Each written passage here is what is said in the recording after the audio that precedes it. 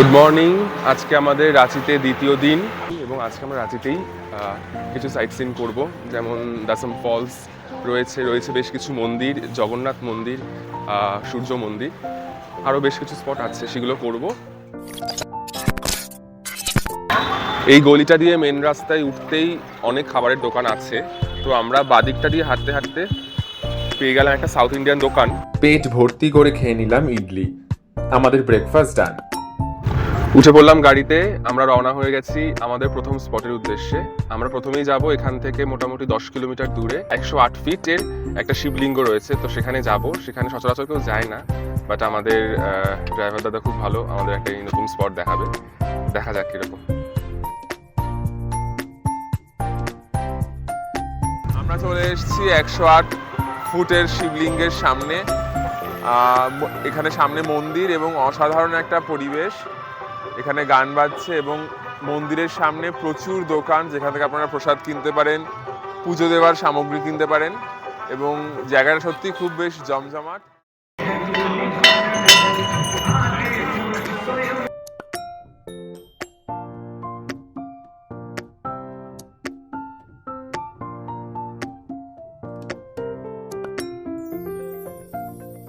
রাঁচির সূর্য মন্দিরের কনস্ট্রাকশনটা এমনভাবে তৈরি, 7টি ঘোড়া একে টেনে নিয়ে চলেছে।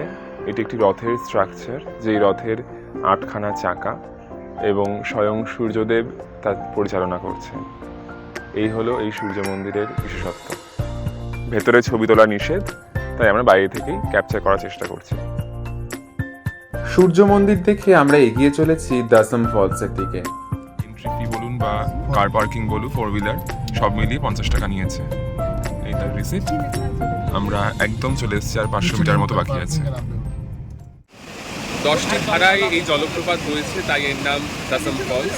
আমরা চলে এসেছি একদম দাসম ফলসের সামনে। অসাধারণ এই রূপ।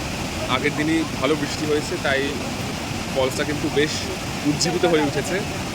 আর দাসম ফলসে একদম নিচে নামার আগে বেশ কয়েকটা ধাপ করবে, কয়েকটা ভিউ পয়েন্ট করবে ধাপে ধাপে। এটা হলো প্রথম ভিউ পয়েন্ট।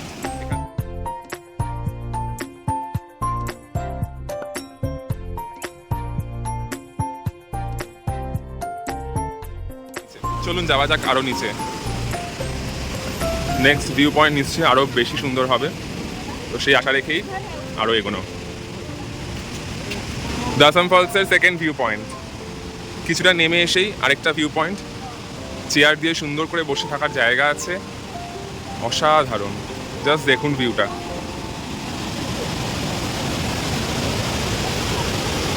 এখন যেই ভিউ পয়েন্টে দাঁড়িয়ে আছি সেখান থেকেও দেখতে পাচ্ছি নিচে আরো এরকম ধরনের ভিউ পয়েন্ট রয়েছে, যেখানে কিনা পর্যটকদের ভিড় খুব স্বাভাবিক সেটা। এই যে, আর এই ভিউ পয়েন্ট থেকে এইরকম একটা দৃশ্য, কি অসাধারণ বলুন।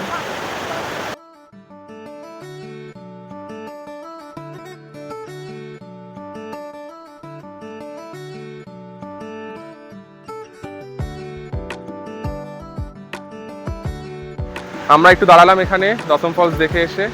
এখানে বেশ খিদেও পাচ্ছে, তাই পেয়ারা খাবো। পেয়ারা কেটে দিচ্ছে। এই যে প্লেটগুলো দেখছো, এই প্লেটগুলো কিন্তু 10 টাকা করে। নুন মাখিয়ে দেবে, মশলা মাখিয়ে দেবে। এগুলো পেয়ারা, এটা খেয়ে দেখি।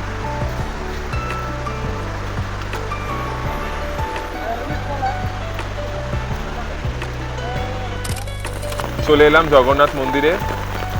বেশ অনেকটা উপরে উঠে আসতে হলো, কিন্তু আকাশের মুখ ভার, বৃষ্টি পড়ছে দারুণ জোরে। একবার আপনাদের দেখাই ভিউটা, ওপর থেকে কি অসাধারণ লাগছে শহরটাকে, দেখুন।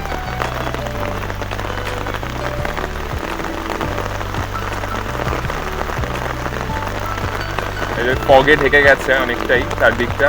একটু এগোনো যাক, বৃষ্টির মধ্যে হলে কি হবে, একটু আমরা এগোই, একটু দেখি ঘুরে চারপাশটা। এখান থেকে বিধানসভা দেখা যায়, এছাড়া রাঁচি স্টেডিয়াম দেখা যায় এই ওপর থেকে। এই হলো মন্দিরটা।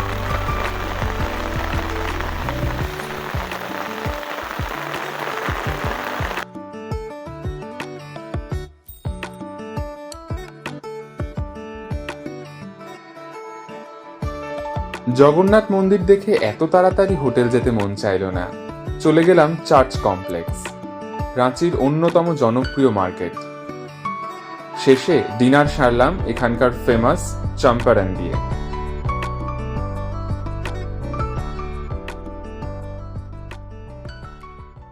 আজকে আমাদের রাঁচিতে শেষ দিন। আজকেই আমাদের রাতের ট্রেন ক্রিয়া যোগা এক্সপ্রেস। আমরা চেক আউট করে বেরিয়ে পড়ছি। আমরা ঘুরতে ঘুরতে আমরা পাঁচরাতু ভ্যালি যাবো আজকে। সারাদিন ঘুরে তারপর আমরা ট্রেন ধরবো। তো চলো দেখা যাক পাঁচরাতু ভ্যালি কেমন লাগে।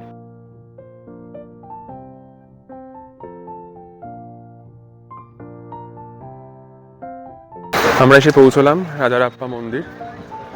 গাড়িতেই জুতো খুলে নিলাম, কারণ আমরা পুজো দেবো না, তাই কোথাও জুতো রাখা একটু প্রবলেম, তাই গাড়িতেই জুতোটা খুলে আমরা খালি পায়ে এগিয়ে যাচ্ছি মন্দিরের দিকে। আপনারা যদি কেউ এসে পুজো দিতে চান তাহলে এখানে পাশে অনেক দোকান যেখানে ডালি বা পুজোর সামগ্রী বিক্রি হচ্ছে, আপনারা এখান থেকে নিতেই পারেন। রাজারাপ্পার এই মন্দিরের পেছনেই ঠিক রয়েছে একটা নদী।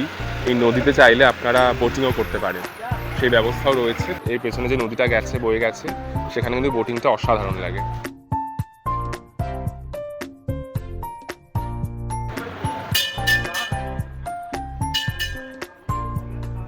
এখানে ভেতরে ফটোগ্রাফি বা ভিডিওগ্রাফি অ্যালাউড নয়, তাই ভেতরে আর ক্যামেরা নিতে পারবো না। চলো ভেতরে ঢোকা যাক।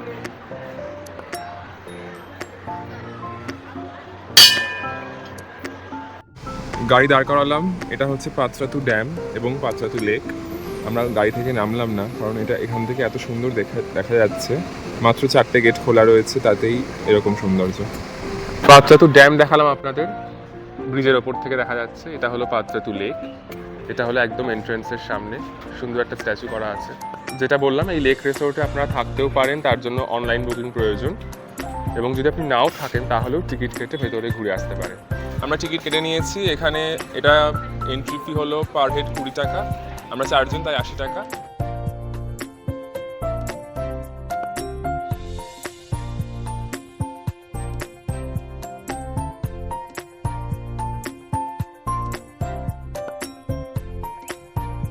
এখানে বোটিং করা যায়, এখানে স্পিড বোট চলা যায়, তো বেশ ভালো। এখানে যেটা বলছে 750 রুপিস ফর 6 পারসন, অর্থাৎ পার হেড 125 করে পড়ছে।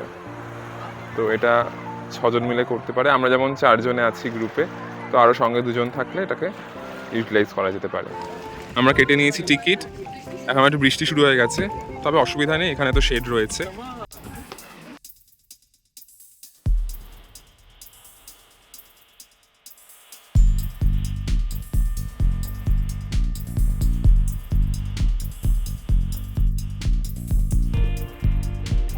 লাইফ জ্যাকেট পরে আমরা একদম রেডি। আমরা যাব, এখনো বোট আসেনি বলে ওয়েট করছি। ইতিমধ্যে টিপটিপ বৃষ্টিও পড়ছে, আর সম্ভবত এটা দূরে যে রিসোর্টটা আছে ওই রিসোর্টটা অবধি যাবে। তো কাছে মোটামুটি ডিস্টেন্সটা তো অনেকটাই, 2-3 মিনিট তো লাগবে আশা করা যায়। ঠিক অন আছে। আমরা উঠে পড়েছি এখন। কতটা এক্সাইটেড? ওকে, আমরা এখন যাব, আমরা ওই রিসোর্টের কাছাকাছি করে যাব। তো অলরেডি স্টার্টেড। এই হচ্ছে আমরা ছেড়ে দিল আমাদের দ্বীপও। দারুণ দারুণ। আর গরমকালে একটা এরকম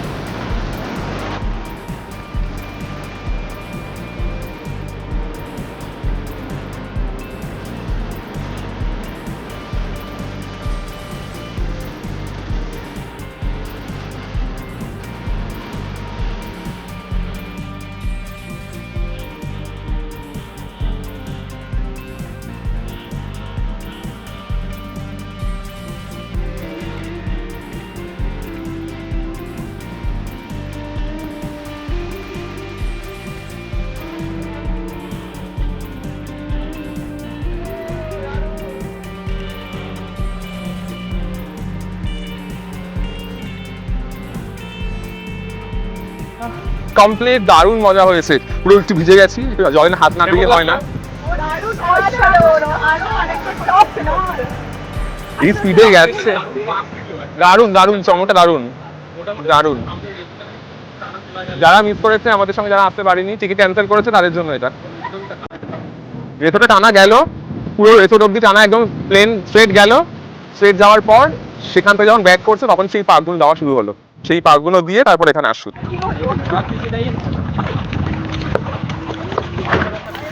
বাপরে বাপ, দারুণ মজা করলাম, চুল ফুল একবারে হয়ে গেছে। চল আগে আমরা খেয়ে নিই, একটু খেয়ে নিয়ে তারপরে বাকি স্পটগুলো যাবো। বাচ্চাতু লেকের ঠিক উল্টো দিকেই একটা ছোট্ট ঝুপড়িতে আমরা আসলাম লাঞ্চটা করতে। লাঞ্চে এখানে একটা থালি নিয়েছি, ভেজ থালি 80 টাকা, রয়েছে ভাত, ডাল, একটা সবজি, সাথে স্যালাড, আলু ভাজা, পাঁপড় এবং চাটনি, ফুলকপির সবজি। এটা ফুলকপির সবজি। আমরা চলে এসেছি পালানি ওয়াটারফলসে। এখানে এন্ট্রি ফি কিছু নেই, কিন্তু 4 হুইলার চার্জেস নিয়েছে 50 টাকা, সেটা দিতে হয়েছে। আমরা এখন ঢুকতে চলেছি পালানি ওয়াটারফলস দেখতে।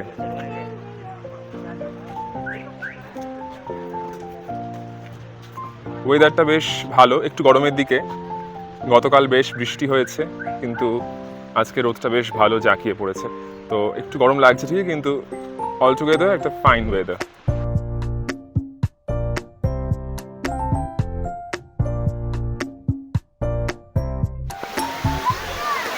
কি অবস্থা, এখানে বডি দেখাতে শুরু করেছে, ফ্লেক্স করছে পুরো। এটা মোটামুটি একটা ওয়াটার পার্ক বানিয়ে ফেলেছে। পালানি ফলসের একদম সামনে দাঁড়িয়ে আছি, এই হলো পালানি ফলস।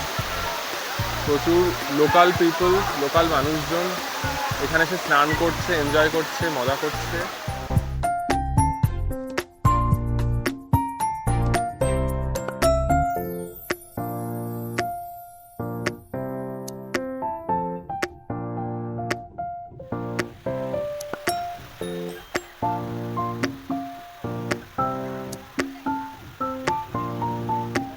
পালানি ফলস দেখে আমরা আঁকাবাঁকা পথ ধরে পৌঁছে গেলাম পাত্রাতু ভ্যালি ভিউ পয়েন্টে। পাত্রাতু ভ্যালির মূল আকর্ষণই হলো এই আঁকাবাঁকা রাস্তা, আর এই ভিউ পয়েন্ট থেকে অসাধারণ লাগে দৃশ্যটা দেখতে। গাড়ি থেকে নেমে দৃশ্যটা ক্যামেরাবন্দি করতে না করতেই ঝমঝমিয়ে নেমে গেল বৃষ্টি। অগত্যা গাড়িতে উঠে পড়লাম।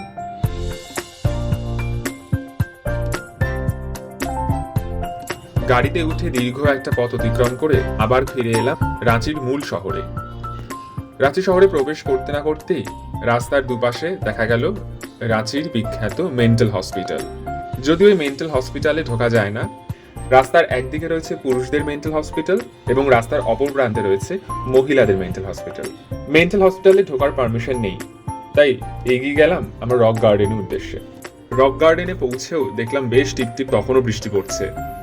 জনপ্রতি 30 টাকা দিয়ে টিকিট কেটে ঢুকে পড়লাম রক গার্ডেনে।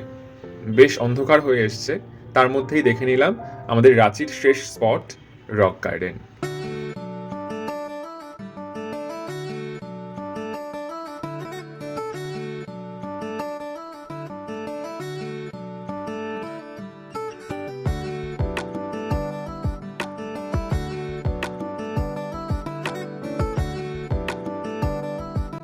রাঁচি আসার পরিকল্পনা অনেক দিনের এবং তা পূর্ণ হলো।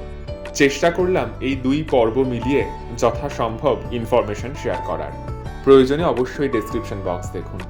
ভিডিওটি ভালো লাগলে অবশ্যই লাইক করবেন এবং শেয়ার করবেন। যারা চ্যানেলটি সাবস্ক্রাইব করেননি তারা অবশ্যই এরকম ধরনের নতুন ব্লগ পেতে সাবস্ক্রাইব করুন টুইন ব্রাদার্স এন্টারটেইনমেন্ট। দেখা হচ্ছে পরের ভিডিওয়ে, ভালো থাকবেন।